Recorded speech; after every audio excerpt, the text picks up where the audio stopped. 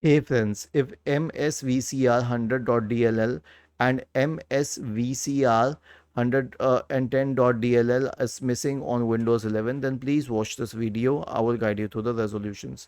So first of all, open Microsoft Edge, search for Microsoft C++ redistributable, go to its page, okay, scroll down, and then we have the x86 version for 32-bit computers and the x64-bit version for 64-bit computers.